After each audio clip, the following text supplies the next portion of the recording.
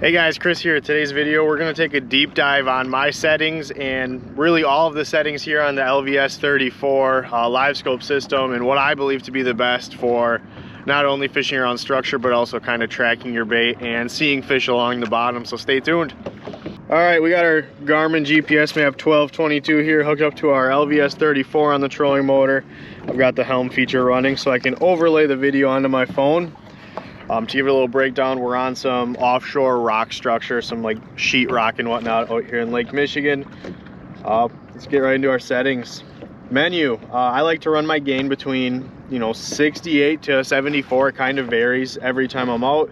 That's something you're gonna have to play with regardless of the conditions for the day, right? If it's sunny out or if there's a lot of pollen in the water, you're gonna wanna move that gain up and down, change it up a little bit and get that best image through the day. But 68 to 74 is typically where I run things.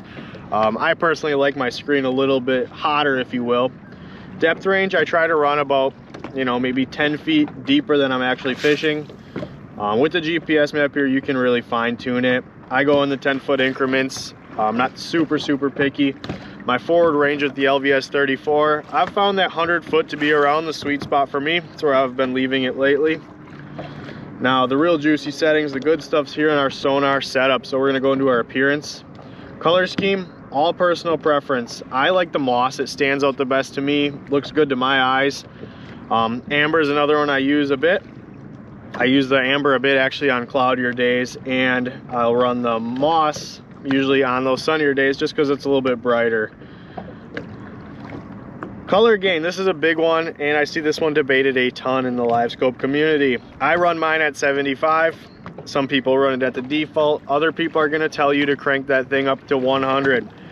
I disagree very much. I'm going to leave mine right smack dab in the middle of the 75. So if you go down too low, it doesn't give you that nice pop of color that you might want.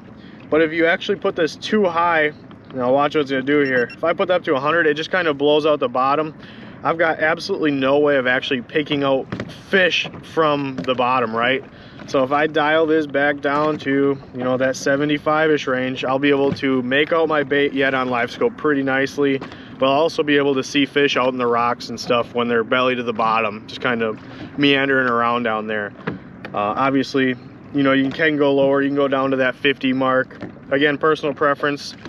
75 is where I leave mine. Sometimes, I shouldn't say I leave it at 75. I'll play with it between 65 and 75 really.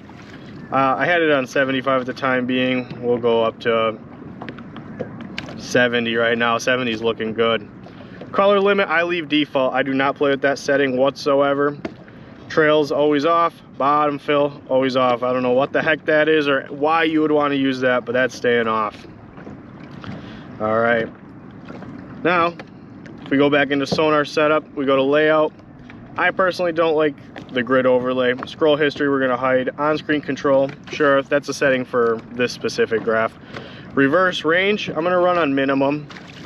You can go hide it completely, but it kind of leaves some, you can't see behind you that little bit. I leave it on minimum. You can leave yours on default, whatever you'd like. Minimum's where I leave it. Compress range. Compress range is a funny setting really if you think about it. So I leave mine off, but if I put it on, what it does is it kind of, shows you up close better, but compresses your image from further away. I do not like that whatsoever. So I'm gonna go back in here and turn that back off. Oops.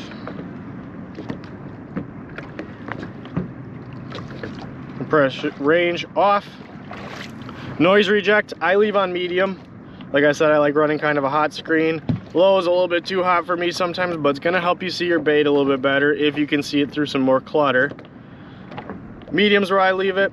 Some people run it on high and it gives you this nice, soft, clean image, but realistically, all that's doing is just removing information from your screen. And if you're anything like me, I wanna know as much information as possibly I can. So high just kind of fuzzies things up too much for me, takes a little bit too much of my image away. Medium's where I leave it. Ghost reject, always off. TVG is a funny one. You can play with this between off and low. I like to put mine on low if I'm fishing maybe deeper than 20-25 feet, but realistically what this is doing is kind of just taking away some information from that first 10 to 15 feet of my range. So I'm gonna leave mine on low or off. Overlay data, all personal preference here. I leave my depth on, my water temp, and voltage, time of day, just so I don't lose track of time, even though, hey, maybe that's something I should turn off. I don't really need to know what time it is when I'm out on the water, right?